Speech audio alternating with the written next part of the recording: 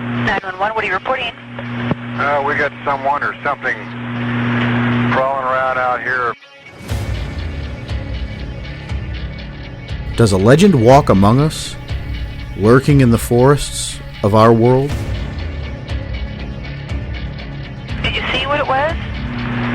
Was it a person or an animal or? I can't tell. All I know is that my central light came on and I just happened to glimpse and see this thing running across the yard. A good-sized man or something. It looks like a man. I don't know what it was.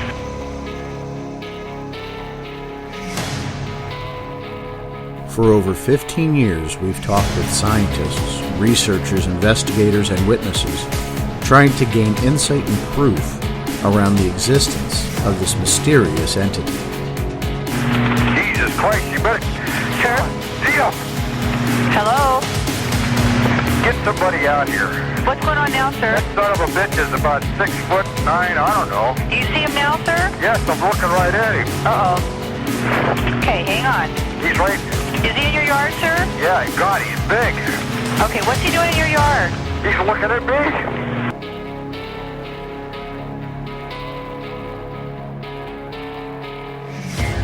Join us as we continue into the investigation of the Sasquatch experience.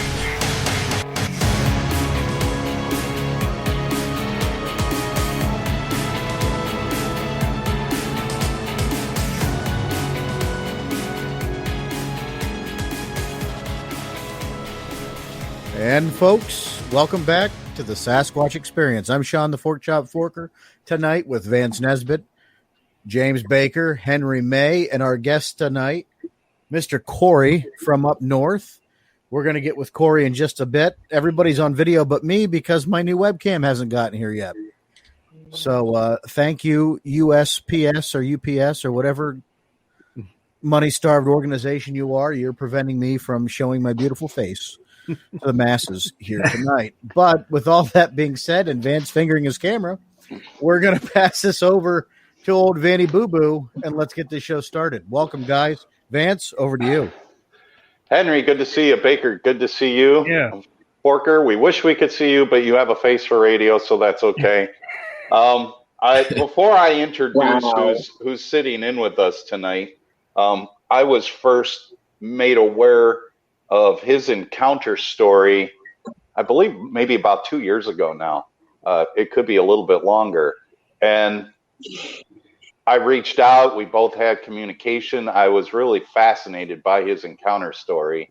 And I don't want to dive in too much into personal effects. That's up to the guests to do. But it's our great white North friend, Cory Lekopoy. And, Cory, welcome aboard. Thanks for joining us. Thanks for, sharing your experience and other things Sasquatchery with us. It's one of my favorite encounter stories, and I can't quite put my finger on it. Only because it's such. We lost him. But when we put ourselves in your position to have that type of an experience, anyway, everybody, please give a welcome to Cory Lekopoy, our friend from the Great White North, old Winnipeg. Thank you, eh? Thank you. Thank you.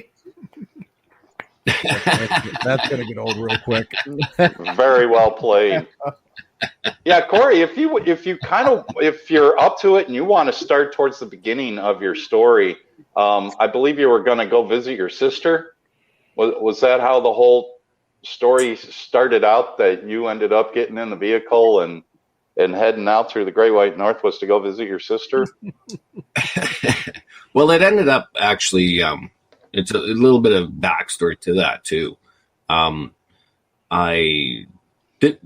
My encounter actually happened July 3rd, 2015. This encounter, and that opened my mind to what happened when I was younger. But I basically took a week off work. I was planning on just staying home and just doing whatever I did, but work kept calling me all the time, and that's a major problem with me even right now. And so I just said, screw it. My sister was working up in central Manitoba, and I'm in Winnipeg.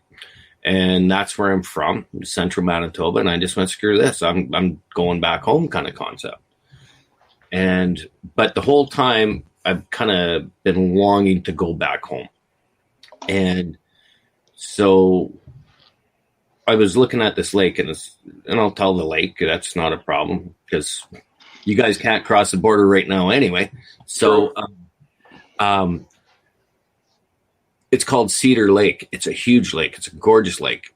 And I was trying to find a way on the route to get back home to get in there. And I found this, it's like a trail. And it's a former portage. And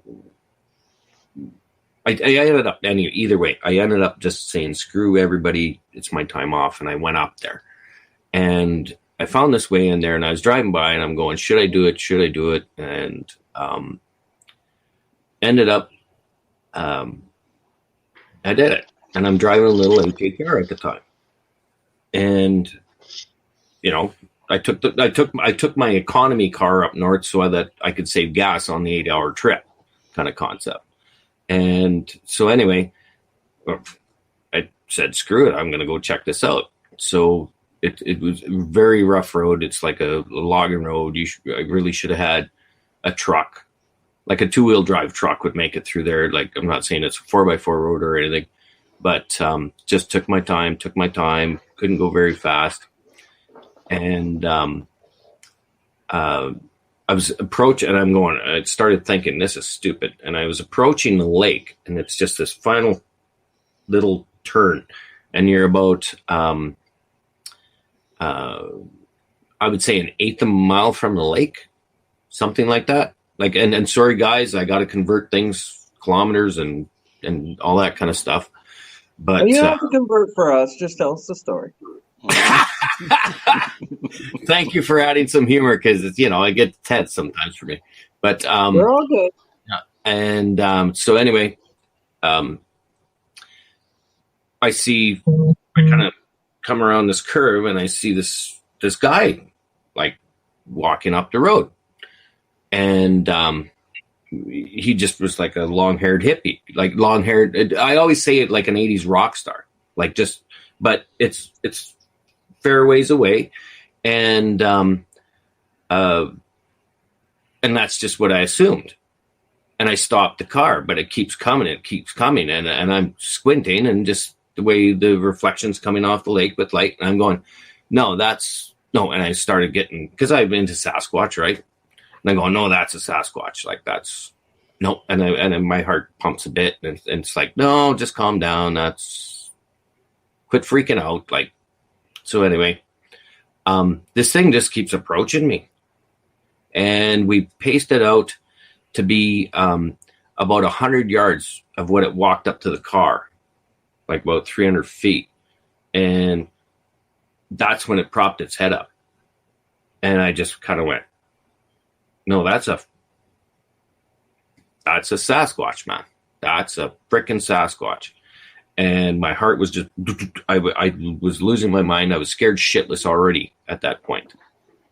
And so in turn, as I'm sitting in my driver's seat, this was on the right-hand side. So it jumped, like, from my point of view, it just, as soon as it looked up and seen me sitting there, it just went into the bush, gone. So I'm huffing, I'm puffing. I can't turn my car around, but I can see the lake. And if anybody knows lakes, like if there's a road, there's area where people go down there, you can turn a vehicle around. So I went down to the lake, and I got to throw this in. At that time of year, the place is loaded with horseflies, like just loaded with horseflies. And so anyway, that's part of the story afterwards, kind of thing. I drive down there, and I see this guy down there, and he's pulling up his boat and everything, long-haired native fella. And so I go, oh, no, I'm just seeing things, man. I'm just seeing things. Nope. And so life is good again. Like kind of feeling, but I had this impending doom feeling on me still. And so at that point, I ended up talking to him. I'm like, hey, what do you do? You know, how's it going? Do you mind if I take some pictures? Because I'm kind of invading on their territory, you know, like their place of wherever he's working. There's an ACO trailer down there and stuff. And he goes, no, take some pictures. And I says, well, why aren't you? And this is where it hit me. He goes, I says to him, well, why aren't you getting some of your chummies to help you out? It's kind of a Northern Manitoba term, you know, like whatever. And I said, why aren't you getting some of your chummies to help you out? He says, no, I'm down here by myself. And his face kind of turned and he goes, did you see some of my chummies? And I says, well, I just seen your buddy up the road. And that's where everything, like, and he went, oh, okay. And he got that boat right up. And then he went right to the ATCO trailer. And at the time, I was taking pictures. And I don't know, Vance, if I've sent you those pictures. Yeah, but you have. But the last picture I took is him ducking behind like a Polaris Ranger.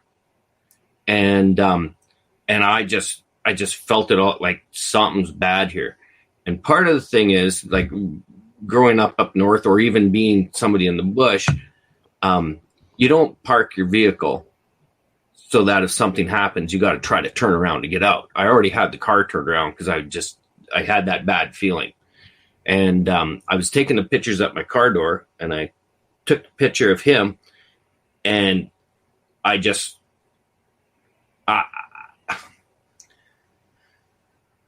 basically just about shit my pants without even turning is the way I felt. And I turned, and this is a stupid thing too. And you guys can ask questions afterwards. Why I didn't still go click or whatever to take more pictures. I was shitting my pants instead of thinking of taking pictures. Mm-hmm. And I turned and I just went like this. I would just screwed right up.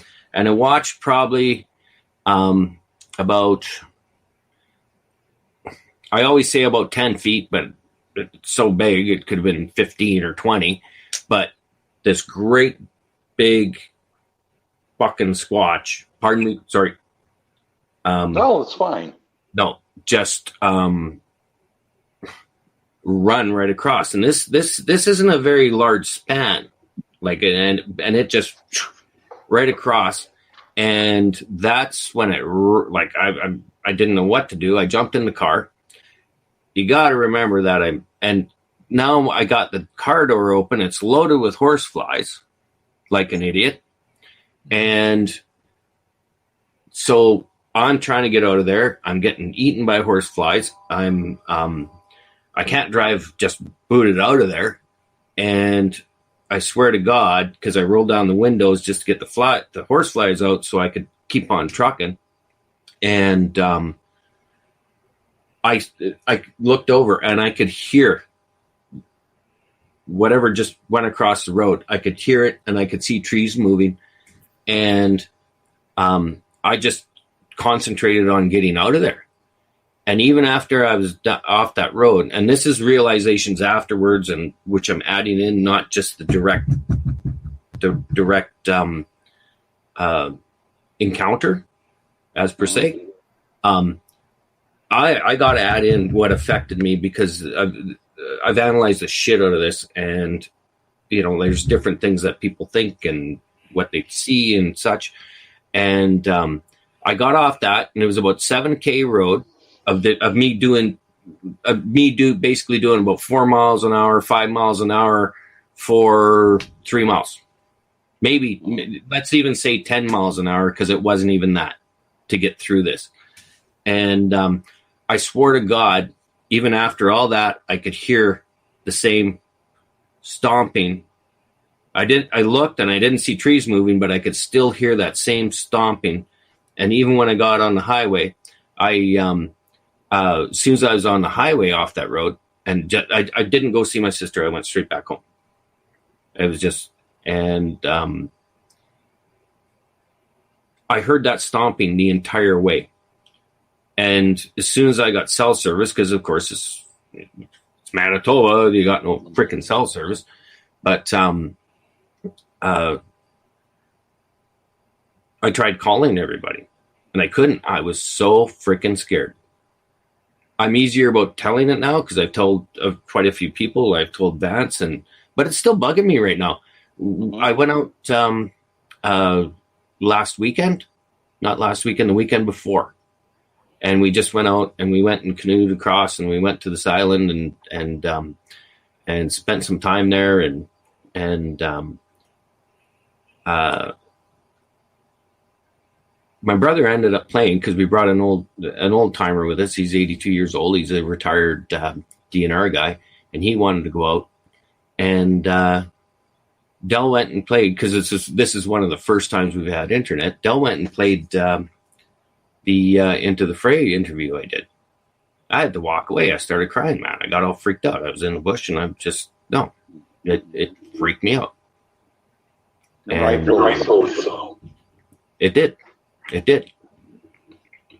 And, but like I said, I can talk about it better now. Let me ask you a question. I'm getting feedback, Sean. I don't know if that's you. When you were taking pictures, which you have shared those pictures with me, and when Cory talks about the horseflies, every photo he took, you can see this, the air is just filled with these giant horseflies. And I know, that's hell to begin with.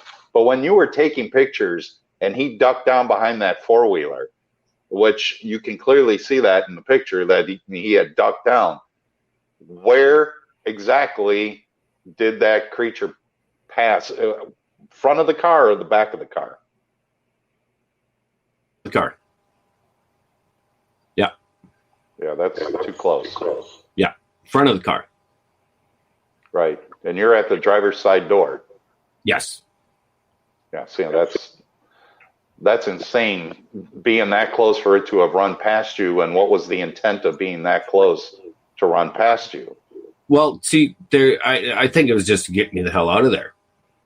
That's my personal, I don't... It worked. Oh, yeah, it worked real well. But for this fella to tell me, you seen one of my chummies? They got no problem with them being there, doing their job and doing their fishing and doing their... No, I wasn't supposed to be there. Maybe at that time, maybe at that... I don't know. But I wasn't supposed to be there. That's my opinion. Well, it could have been, too, that he was trying to scare off, the native that was, bringing the boat up out of the water, too. And that's what brought them down to begin with. Well... I've gone back there.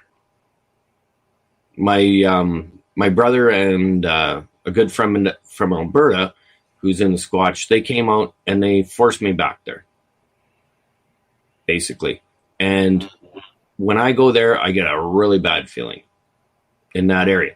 I've been there at certain times and I don't, but just, and with you saying he might be after the native fella, that's pretty much Manitoba is a different kind of place. Okay. Like there's,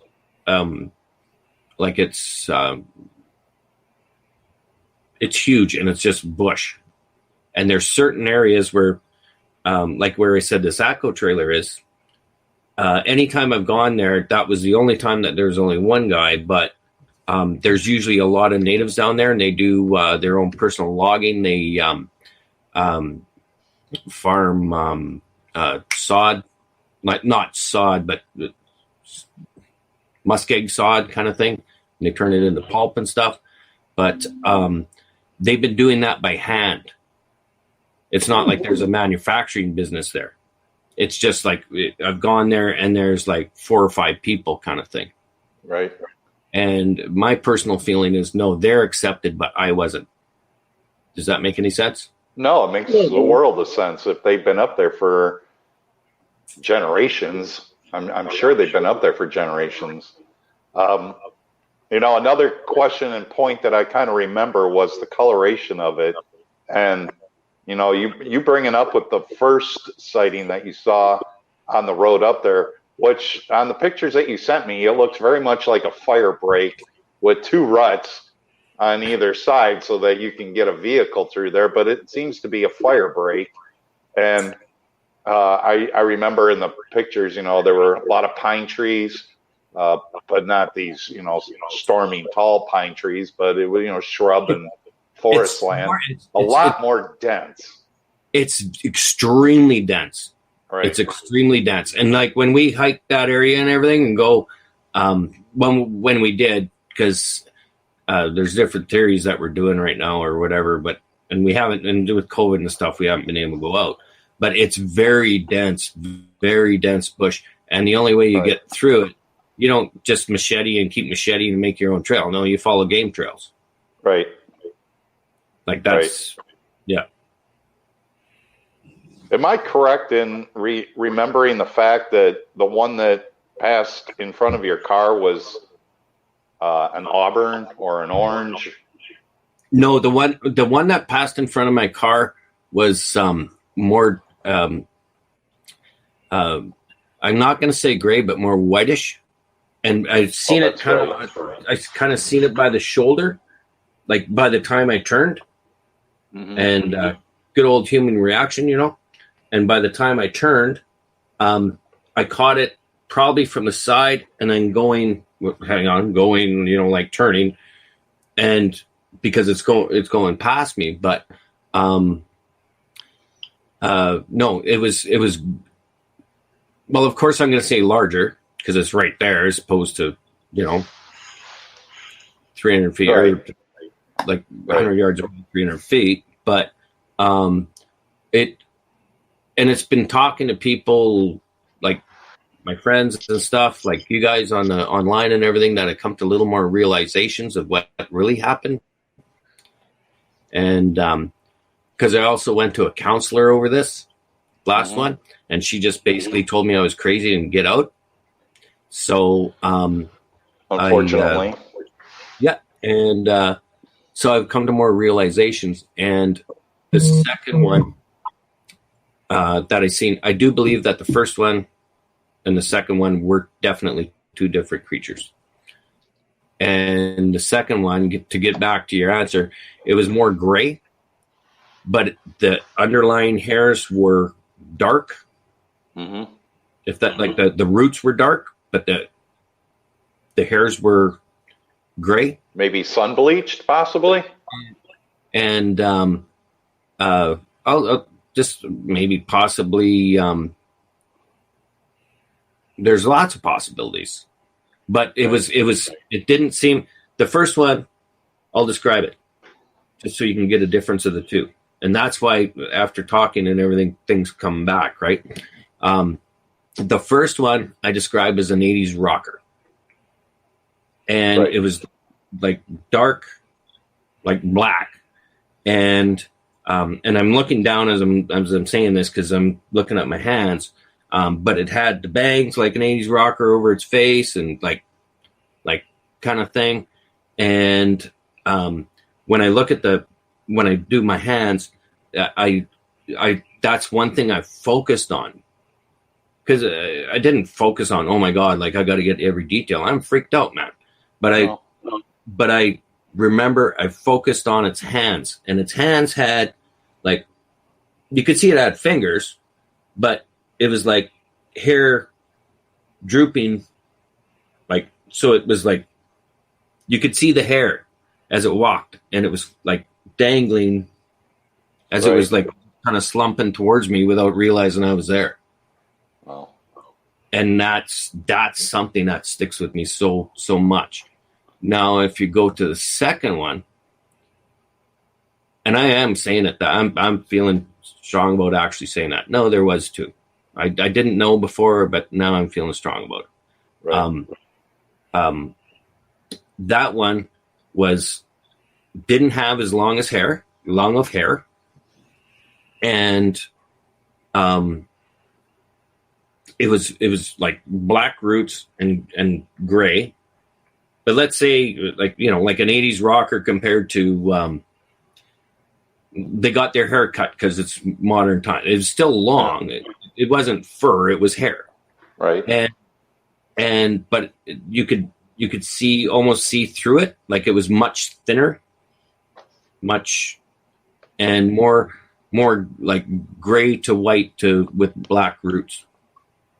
And that I only seen just for just whoa. Well, enough to make you be a knower, that's for sure. Yeah. And that's, I was kind of.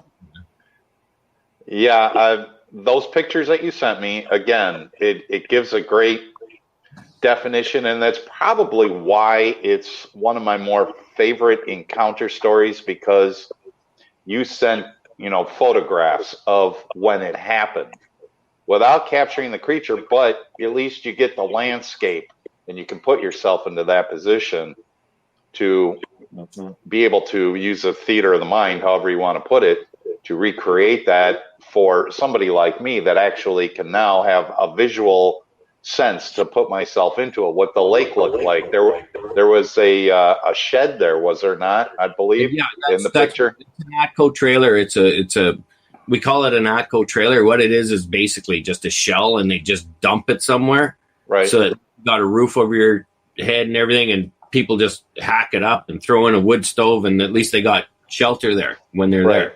Right. Yeah, no, again, and just to know that the photographs that I was looking at was just at the moments of an encounter. Even if you don't see the creature, it's going to be blurry anyway. And who's going to actually, in a situation like that, think that your priority is to take a picture? No, your priority is freaking out, fight or flight. Yeah, that's your priority thought, not taking a picture, for notorious reasons. Now, I'm sure if it stomped around and jumped up and down and was screaming and yelling, and you had a couple of seconds to process, maybe you would have snapped the picture. But it just seems like these things are in and out right now to make you react the way you reacted. Time to leave. Oh, that's my opinion. Mm-hmm. Because I've been there, right? Mm-hmm. And it's even in my work, it's like, I have to catch, I work, I'm head of maintenance for a bunch of high rises, like a high rise company in Winnipeg. And there's times when, say, somebody comes in and you got to snap a picture. Well, by the time you take your phone up and you do this and this and this, and open it up, it's gone. I was actually standing there. All I had to do was point and push a button. Right. That's not what my thought was. That's not what my thought was. And until it happened to me, I did make fun of people that, well, why didn't you take a picture? Now I know. Yeah. Now I know. It's understandable. Cory, I can empathize a great deal with you, because when I had my own experience, the last thing on your mind is taking a damn picture. It's really, well, how am I going to get through this moment, and then what's going to happen after? And mine was kind of ongoing throughout an entire evening.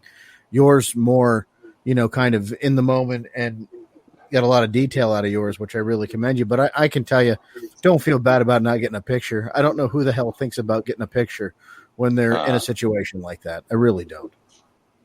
No, thank you, Sean, because I've been ridiculed over that too. And it's like, you know what? I don't know how else to put it, because I'm in a lot of groups. I'm in a lot of different, with Sasquatch, and I got a lot of friends in there and everything. But I am a little bit cynical because you haven't been there. Mm-hmm.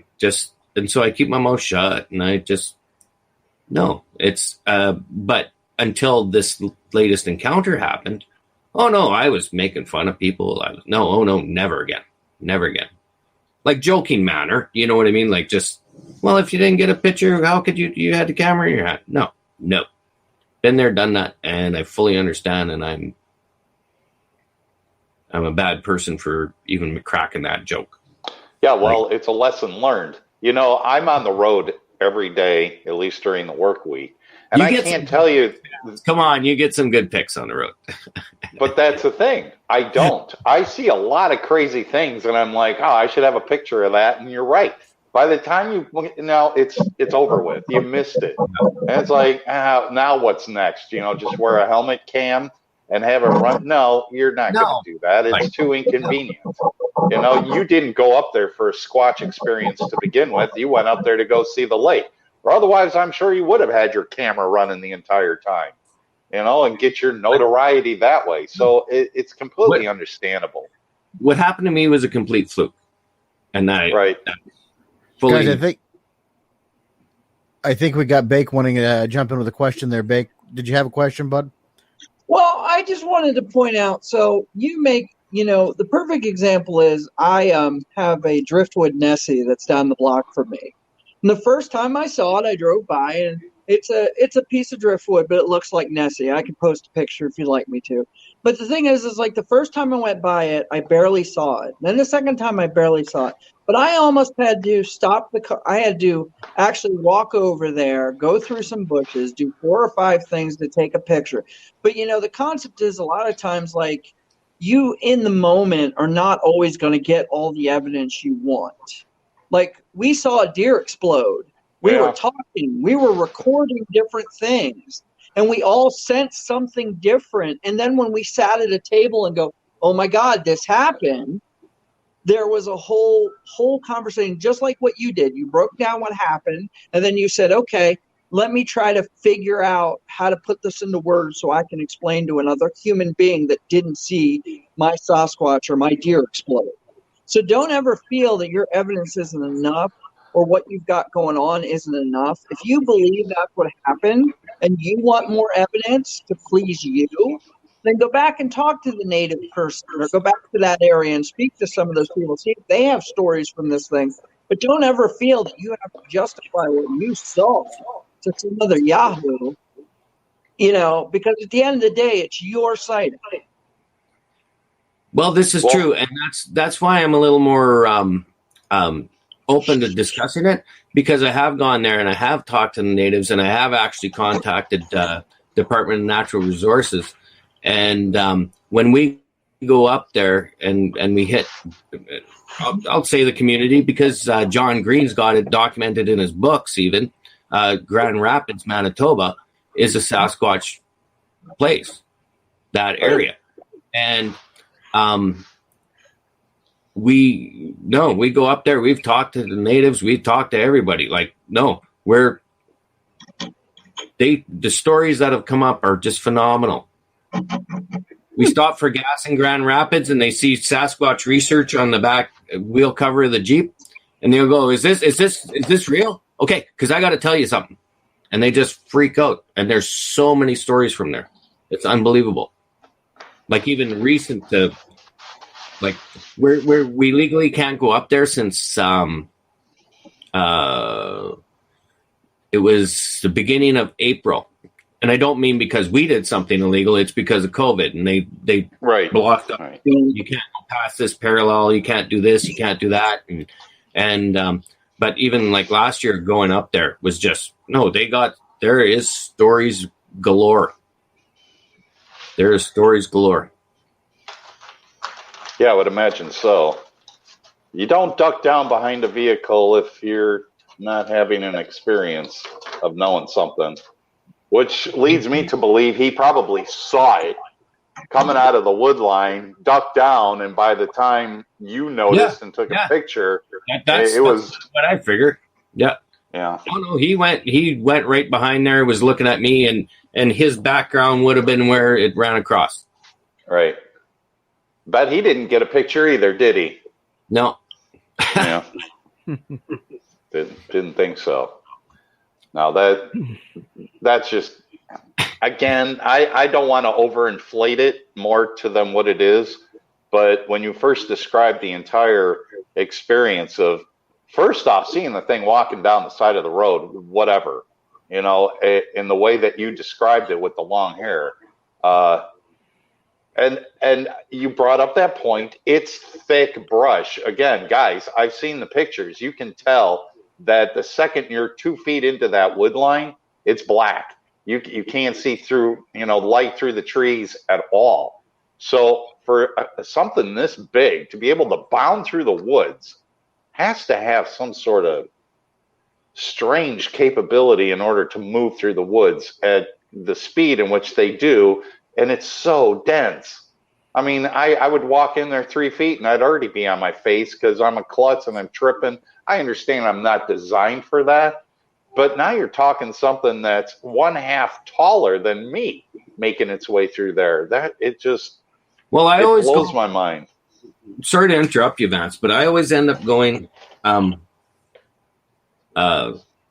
compare yourself sitting on, because we went back and we actually measured, because there was a branch there that it walked under on this road, and we measured that branch and stuff, and just we're not verifying this. We didn't do the exact physics or trigonometry, I should say, and do everything, but it was a rough size of the one walking down the road towards me. The one I saw that went in front of me, I could not tell you because it was just freaked.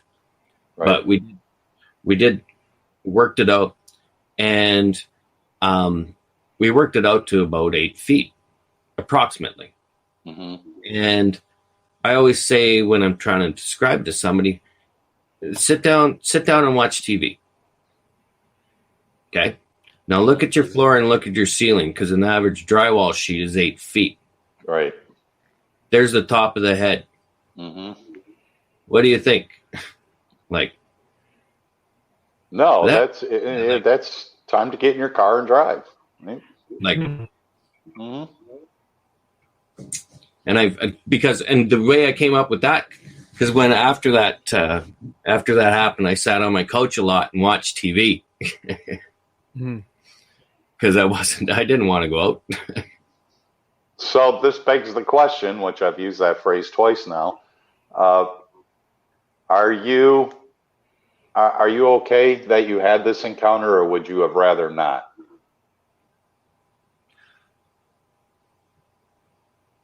I have to say I'm okay with having this encounter, because it's taught me a lot about life.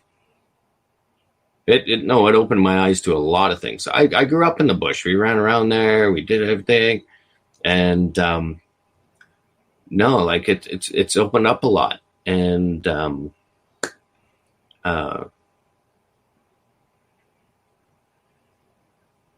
I'm glad I had the encounter. I am. If you would ask me that in the same year when I started telling you about it and stuff, I'd say no. Mm-hmm. But now I'm starting to get a little. No, I'm glad this happened, and I'm much more interested in what the hell I did see. Mm-hmm. I had a question. Yeah. Are you familiar with a guy named Bobby Clark, who was a ferry operator? He got a video supposedly of one in 2005. Absolutely. I have a friend that because that was. Do you mind if I say what went on there? No, go right ahead. Okay, so that happened in Norway House. Yes, and Bobby was the ferry operator, and I grew up in a residential high school, and so all of us from up in that area, we came to my hometown, and it was a residential high school. And so I got to know a lot of the people that came in there. And I've been to Cross Lake, Norway House many times growing up and everything. And one of my best friends knew Bobby from when he grew up there.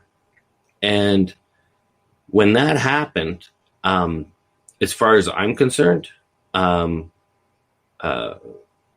can't. And do you know what? This is going to verify into probably the next story, Vance? Because it's the same people involved. Right. And no, Bobby's seen something. He lost his mind. He couldn't go out. Like, he grew up in the bush, and he just, when he seen that, it was spiritual, and he lost it. Like, no. As far as a person acting on seeing something, yeah, that was very spiritual to him. And I fully believe that what he saw and what he videotaped, just because it's on videotape doesn't mean, like it's blurry and what, but the person saw it. Mm-hmm. And no, Bobby definitely seen something. he definitely saw. And where I seen it, and if you go as the crow flies, if you look at the areas, they're only like maybe 80 miles apart, tops. But if you wanted to drive there, it would probably take you about 10 hours. Right. Like, because you got to go like and road and then take the ferry and then go like. But if you looked at it as the crow flies, they're not far apart. Mm-hmm. Yeah. And Grand Rapids and all that area. So another question, and I guess this would be for the group.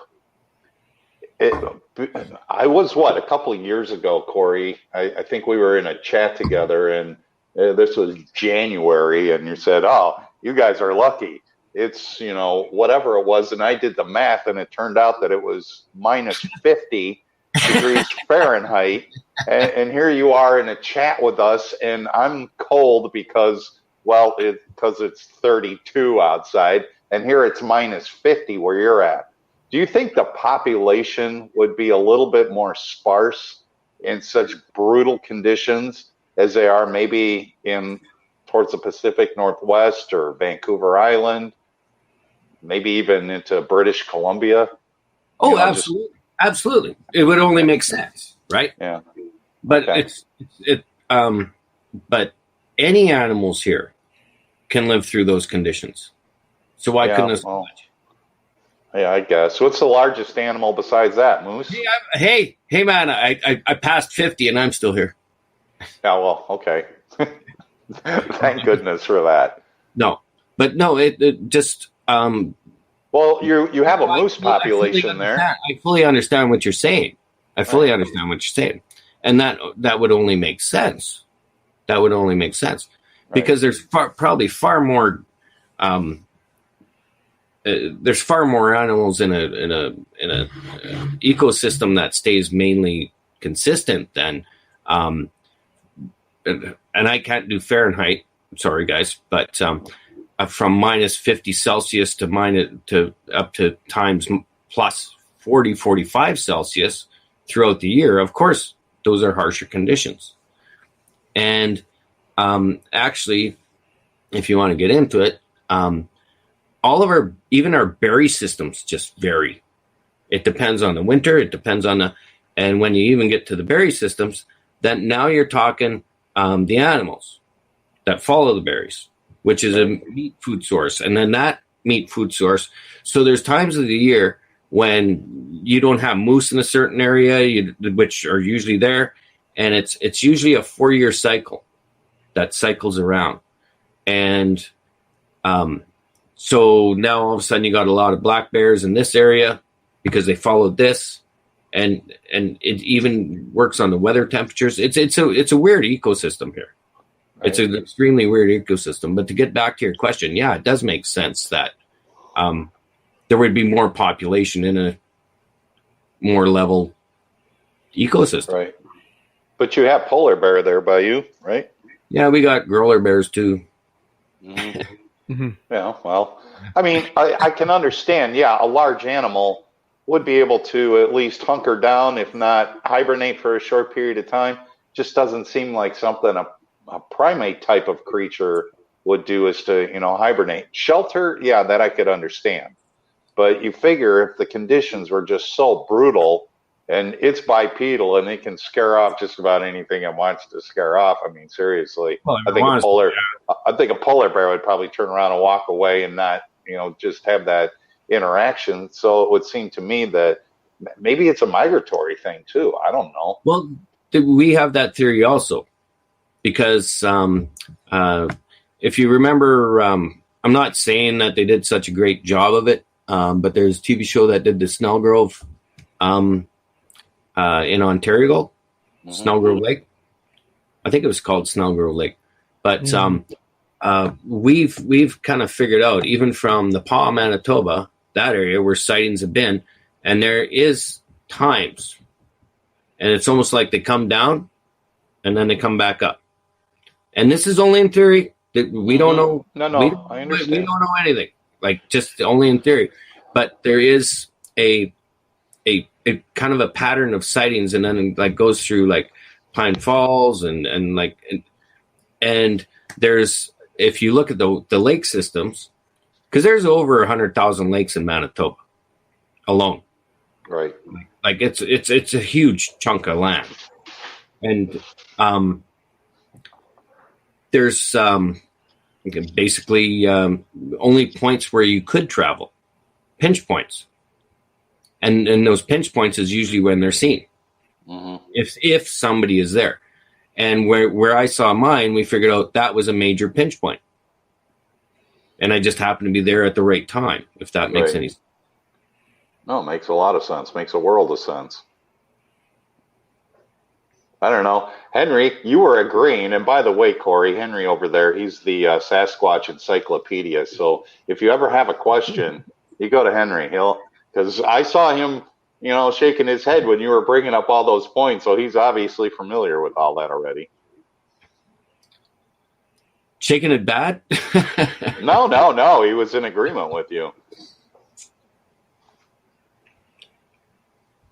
So what else do you want to hear?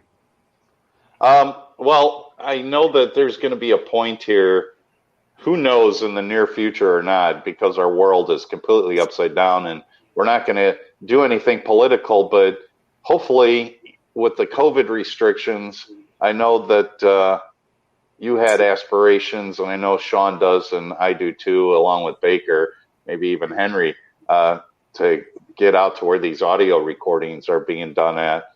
I listened to the last set of files that she sent me. Now, and I send some over to Sean, just the crazy ones that we can't figure out. They're compelling. They're very compelling. And I know Julie well enough. Of course, Cory, you know her well enough to know this is going on in and around her property. This Absolutely. is definitely something going on. And with some of I can't say that it is, a Sasquatch creature. It could be something else. There could be all sorts of activity going on there for all we know. Well, like if we want to get into that, I don't want to go too. Well, we can briefly, right? Because this is her thing. Oh yeah, and I'm sure we'll talk to her about it too. Oh, she's gonna laugh at us if we start kicking off on that. Yeah, no, this is true. But no, I think she's got a few things going on out there. Mm-hmm. And Sasquatch is definitely one of them. Right. Yeah. Well, the region of the United States in which we are speaking is North Carolina. So yeah, and I played her recordings when I went out last time. Mm-hmm. And it shut everything right down. There was we actually heard a scream. We were getting excited. Well, maybe there's something out there, and we're recording it and everything. And then I played her recordings, and it shut it shut Jackfish Lake in Ontario, Manitoba down. The fish weren't jumping, nothing was jumping. Everything just shut right down. We crawled across a beaver dam to get there. The beavers were pissed off that we were there. It just shut everything down. There wasn't a bug going chirp or buzzing or nothing. It shut everything down. So that's a little bonus that yeah. So what's the point? What would I just only speculating in theory, but I'm asking everybody else in the group, if it makes this kind of noise to summons everything to be perfectly silent, why?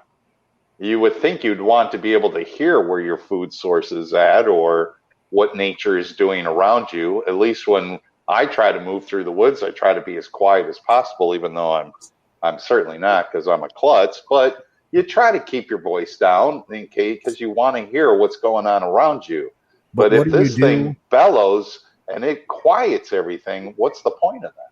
What do you do when you want to be known? Good. See, it's nice. I just want to throw in here, and I like your question, Vance.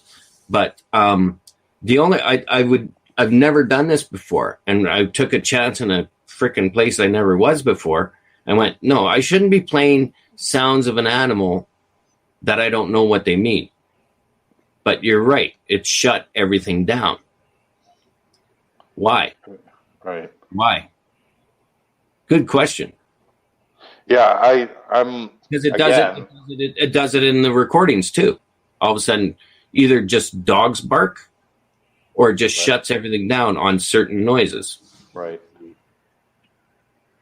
Yeah. Well, I just to touch back briefly on the recordings in which I've been sent. There seems to be a lot of mimicry that's going on. I know I sent one to Sean of the cow, which Sean's kind of had an experience with something similar too. Yeah, well, just real quick, and I didn't get a chance to tell Cory this, but yeah, I'd like to hear it, please. That sound is exactly the sound I heard in Keystone State Forest in southwestern Pennsylvania. Exact. In fact, if I can send you a recording, Cory, later, I have to find it on here again. I sent it to Vance. I let Stan Gordon listen to it. You hear me on the recording saying, "What the hell is a cow doing in the woods?" Because it was so Holsteinish, kind of, kind of just not where it was supposed to be. And it was very similar to the recording that Vance had sent me. That's cool. That's really cool.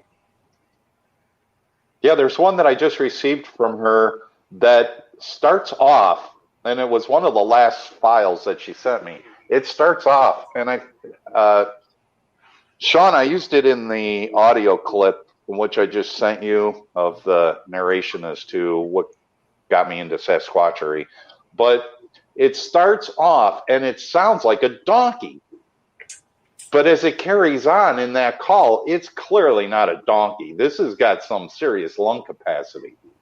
And it's almost going into a roar, being pissed off, trying to imitate a donkey. Now, I don't know what her donkey population is in North Carolina, especially around her. I have no idea. And where they're demonic and on rabies? Is that what you're trying to say? I don't know. Yeah, it was kind of a crazy audio bit, but I don't know. Let's see if I can't pull that one up here, and maybe you can get a listen to it. Let's see. Even if we can hear it on here, Vance, when I send you this file for edit.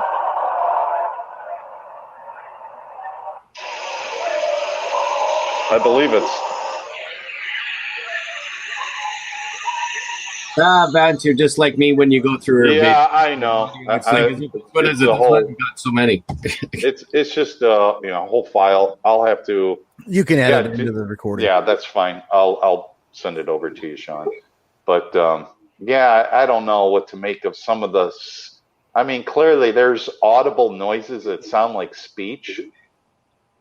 That it sounds like somebody talking, but you can't make out a single word that's being spoken.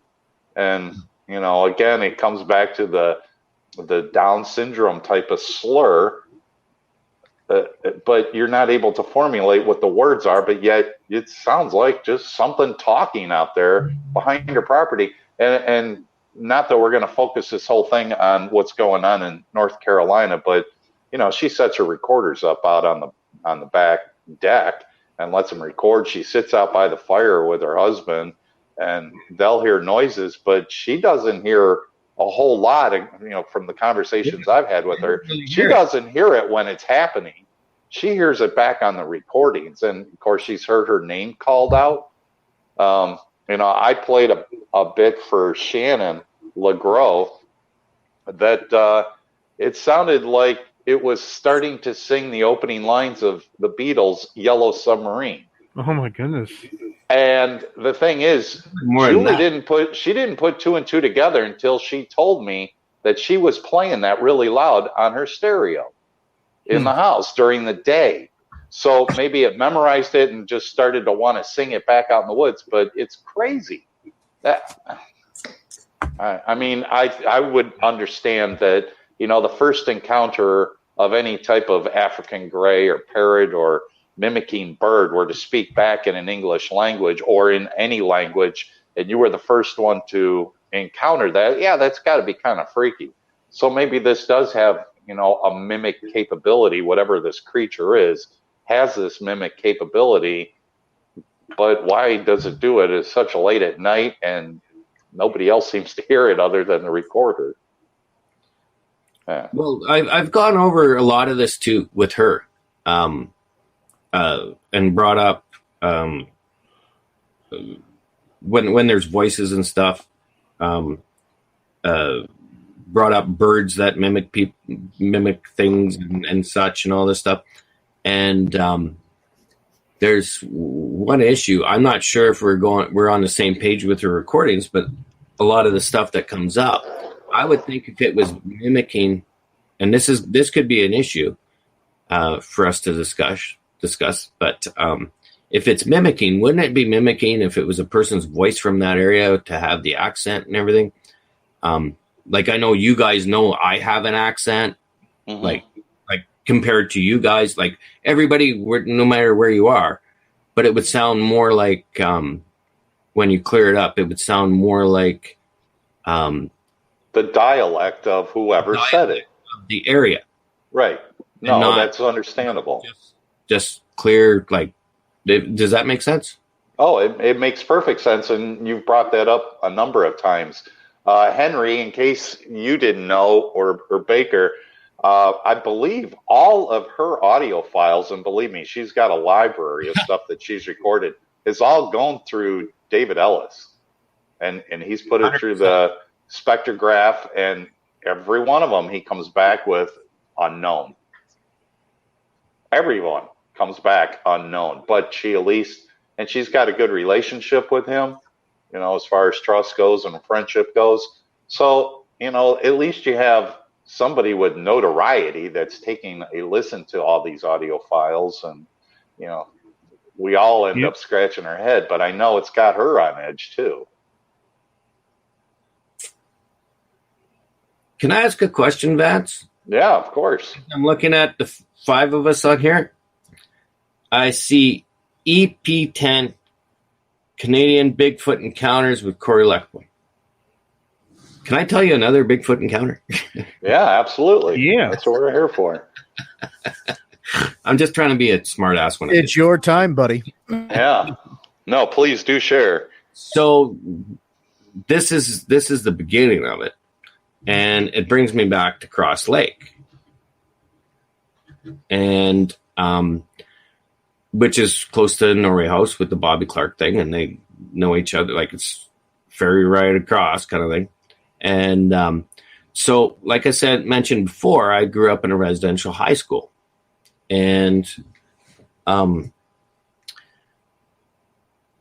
met my friend. This one I really can't say a name because he's got kind of a prominent position and stuff. But and he knows I talk about the story, but he won't. No, I can't. And so anyway, I went and visited him in Cross Lake, and I'm from Cranberry Portage. And so we're there, and we go, it's Skidooing. And we're, like it's winter break kind of thing. And I went home with him on the bus to whatever. And so we're out sledding around, and we're going down the hydro line, and Wes goes ahead of me. There I go. I just screwed up. And he's ahead of me. And I noticed this track line. Like, do you know what? This is probably kind of cool that I can do this online now. Mm-hmm. So there's this track line, and it kind of goes like this to the Skidoo line, like for description. And so he drove past it, and I stopped, and I'm going, what the hell? Like something just ran out to the Skidoo Trail and then ran back in. And so Wes is like stopped way up ahead past this, but I'm looking at it and, hey, what the hell is that? And I jump off the sled, and the snow's like a couple feet deep, and I'm like looking, and like these it's right packed right down to the ground, like right through the snow. It's right down to the ground, and so I start goofing around with these, thinking, wow, moose or something came around there like a while back, and I'm thinking a while back, and when he just starts yelling at me like, "Go, just go," and so he starts taking off and leaves me there. And of course I shut the sled down, and it kind of got back to the sled because he's taken off, and I looked at, and this odor wafted over, and I was only 14 years old at this time. Mm-hmm. But this odor wafted over, and I looked, and I heard a crack in the bush, and I just seen the back of this thing stand up. And it wasn't a moose. Like, I grew up, my dad's a butcher, or was a former butcher. Sorry, pardon me. Mm-hmm. But no, it wasn't a bear, it wasn't this, it wasn't that. But I seen the back of this thing stand up, and I couldn't do as much to get that sled started and get out of there. But he left you for dead.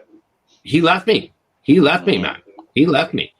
And so I went going, and the problem was the quickest way back home. I'm not sure if we had enough gas in those sleds, because Wes made sure that we went all around. We ended up cutting through. We went on the lake. We went around. We could have just turned around and went back home. There's no way he was going there. There's no way he was going there. And that's a short kind of version of that first one. What color was that?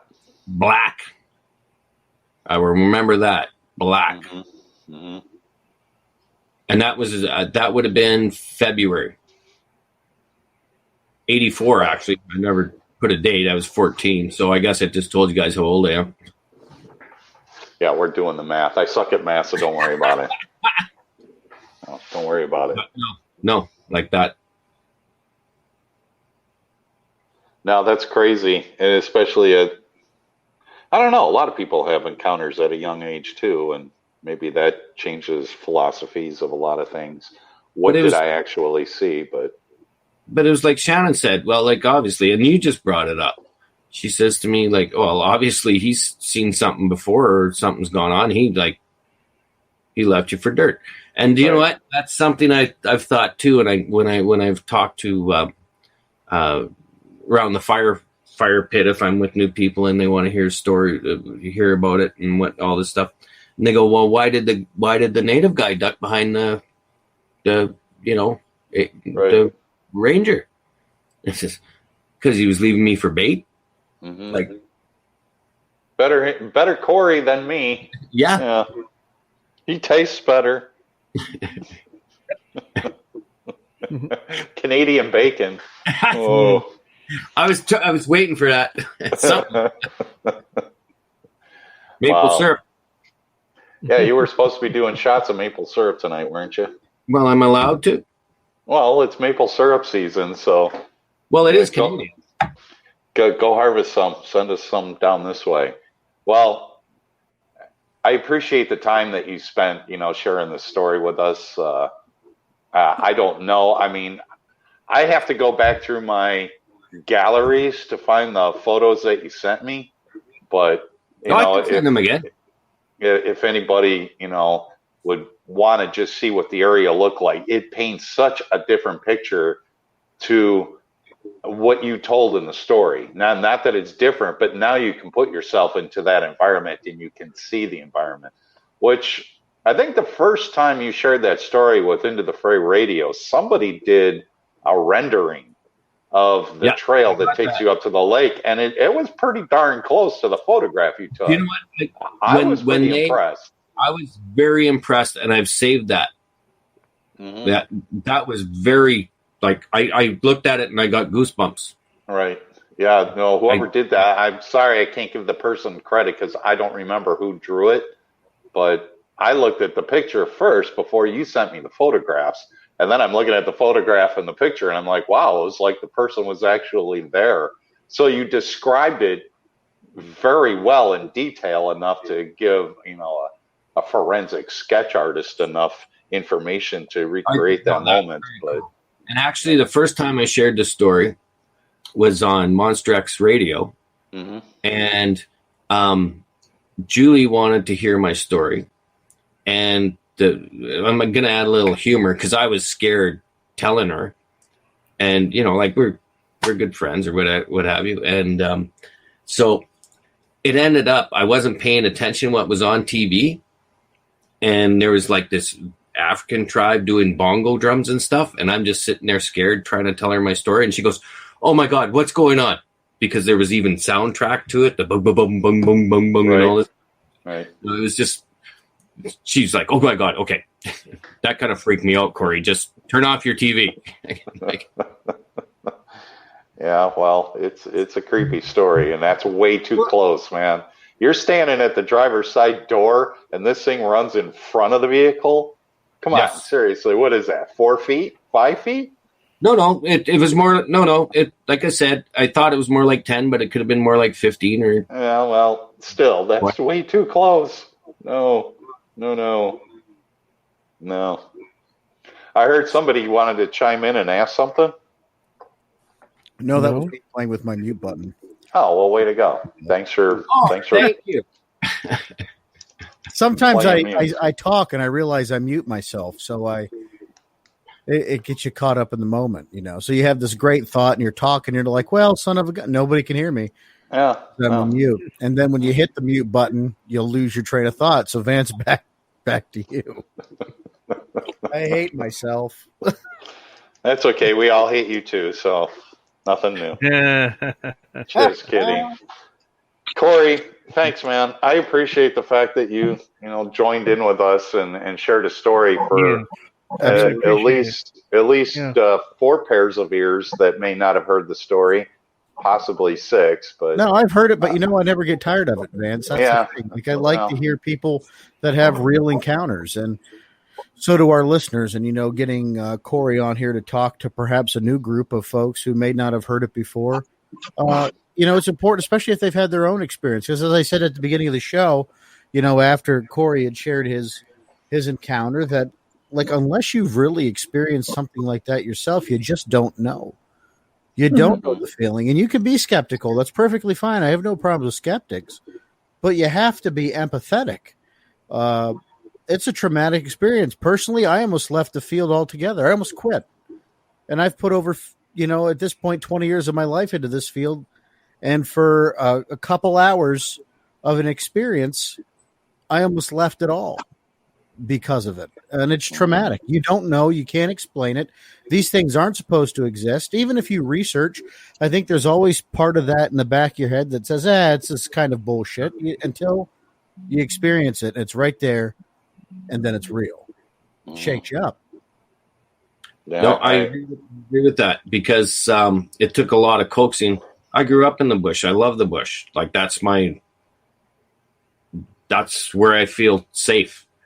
And it took a lot of coaxing for me to go back in there. Like, no, I can agree with that statement, Sean. Yeah, you were pretty reluctant when your brother wanted to pull you back out there again, and you're like, I don't think so. No. You don't always want to relive it. It's not comfortable. It took me 2 years to go back out to the place that where I had an encounter, Cory. 2 years it took me to get the courage to go back, and that was with 15 people. Well, I was kind of stupid because I was scared crapless, and they actually left me alone to get water, and that would have been about 3 weeks afterwards. I'm not joking. And they dragged me out there, and then it was like, no, I don't want to be here. I don't want to be, just take me home. And they did that to me. And then when we go out after that, we go to somewhere else, which is fine. I can go anywhere else in the bush. That's fine. But going back to that spot is just, and the point being, I don't know. I've kind of gotten over the feeling of being at that spot, because the chances that it'll happen again right there and relive that exact moment, that's pretty slim to none. that I'm going to relive that exact same moment. And I've kind of counseled myself on that, because the place is a nice little place to camp. Like, but, no, they freaking did it to me. No, you're coming. We want to see Sasquatch. I don't want to go there. And I did it. Like, and it scared the shit out of me. Well, I have to commend you for the fact, though, that you still go back out and put boots on the ground, and you haven't given up on the whole topic altogether. You are still looking for an answer or something, some evidence. So I commend you for being able to do that. You just came back from going out there, 2 weeks ago? Yeah, it was just the past weekend. Not this past weekend, but the weekend before. Yeah. Cory, do you think it strengthened your resolve to research and find answers? Like, after you've had time to settle and think about it and go over it time and time again, that it's made you want to research more? It actually, yes, but it's actually opened myself. I like I said, I've grown up in the bush, and I thought I knew the bush, and it's actually opened my eyes to so much more of what's out there than what we think is. There's like, there is so much more. And at the same time, being more respectful in the fact of being in the bush, like, and respecting what animals are there and hearing them more and paying more attention. And it's just, even though I grew up in it, it's like, it was like the learning lesson of being, like, I always say the bush, that's a term because I'm from northern Manitoba, but being in the forest, being in, like, it opened my mind so much. And we have this, I'm actually Swampy Cree, okay? And we follow the 7 sacred teachings. And I didn't even realize, I've always known I'm Swampy Cree, but it wasn't until I seen Sasquatch that I got into the 7 sacred teachings. And it's basically forest animals from the Cree, and they like each represents something. And there's a creature in there called Kitch Sabay. And if you look at any renderings, it's Sasquatch. And that means honesty. And that's something I've kind of delved into. A lot of people, there's a connection there to me, because if someone's actually seen Sasquatch, they're going to be honest about it. And it's honesty, and the spirit, and the spirit animal is coming to you. I said spirit animal, although I'm going to go with, no, this thing is a flesh and blood creature. But to the natives, that's like, you're very lucky if you get to see it, and it's like, it's just a form of honesty from the animal, if that makes sense. No, it makes a lot of sense, because if you look at how that culture, and I don't want to sound insensitive, but if you look at the culture of First Nations people, they are very respectful of the land in which they live on. And that has a lot to do with what you just said. It changes your perspective on things, and you learn to be a little bit more respectful of the ground in which you walk on. So there's your silver lining, I guess, if you do have the privilege of seeing something that not all of us have seen, or glimpses of, or an experience of. See, but the thing is, and I've talked to a lot of the elders about this too and such, but I as a person haven't accepted any of that yet. I got it here, but yeah. And that makes sense. Yeah, and not to get into this, like, you know what I mean, but whatever. No, it takes time. Like, I fully understand Sean saying it took like so long to get out there, because honest to God, it's not about getting out there. It was about getting over it. That's not like, they dragged me out there and no, you're coming out and you're going to show us where and all this kind of stuff and gone out. Oh no. Even I had moments even when we were out just this past time that started to bother me being out in the bush, but it's the getting over it. And the big thing for me is I'm sitting here talking to you guys tonight, and there was only a few moments where I started to tense up, which is a good thing to me. Like, this is therapeutic also. Right. Well, they do say that time certainly helps with getting over the trauma, and I'm sure that is the same theory that applies with all trauma, not just, a Squatch experience, but any kind of trauma. It take a long time for somebody to get back into a car after being in a serious car wreck. It's a natural process, and it takes time to heal that, and you eventually step back into it again.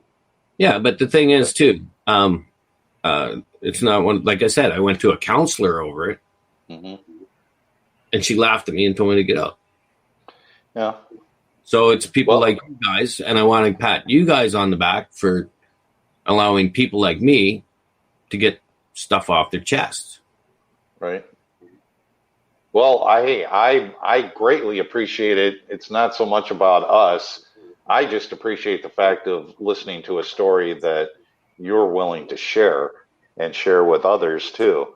That's where the credit needs to go. So we're patting you on the back because all we can do is sit here and talk about it, and we can't just hand out an experience to anybody.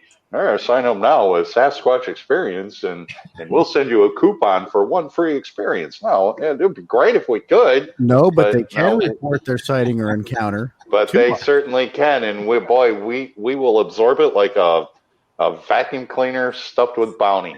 We'll absorb all that. I love it. I really do. I appreciate the fact that people like you are willing to share their encounter and tell us what the adverse effects are because of that encounter. So thanks, Cory. We greatly appreciate you taking the time out of your busy day of maintenance. Hey, at least no fire alarms went off. So far, we're pretty good. We're not done yet. That's true. We're not done yet. The alarm could still go off. Who knows? Who knows? Anybody else want to add anything? Baker, Henry? No, just thanks for being on the show. Awesome. Very compelling encounters, I have to say. Absolutely. Cory, are you open up for anybody that may want to ask questions and reach out to you? And if so, how would somebody be able to find you to ask questions? Come to Winnipeg, Manitoba. That's a great answer. There it is, right there. That's a great answer. Hey, at least we're in the same time zone. These guys, they're all from the future, but at least we're in the normal time zone over here. The coolest part. When I asked you, okay, what time? 8:00 our time. Because I always got it whenever I'm talking to somebody or get a hold of me at 9. Oh crap, I got to check it out. What's and the then you got to do the math again, I suck at math. And you know what? Math. When you do numbers, that's a lot of math. Yeah. Too much math. Turns into a lot of math. Bake, did you have a question? Are you doing the truffle shuffle over there? What do you got going on, bud? No, I'm good. Oh, okay. I just have been standing for a little while, and I had to move. Yeah, I got you. I thought you were doing an interpretive dance or or something. But Cory, thank you for joining us tonight, guys. We got to wrap it up for this episode. Sasquatch Experience, Sean Forker, Vance Nesbitt, Henry May, James Baker, and our guest tonight, Mr. Cory Lekopoy, as Baker dances off the screen. A little extra for you folks there that are paying this on Patreon. Remember, support the show, Sasquatch Experience on Patreon. Folks, thanks for listening. You've been listening to Sasquatch Experience. Please rate and review wherever this podcast is consumed. To share your experience, visit us on Facebook or email us squatchexperience@gmail.com. Keep on squatching.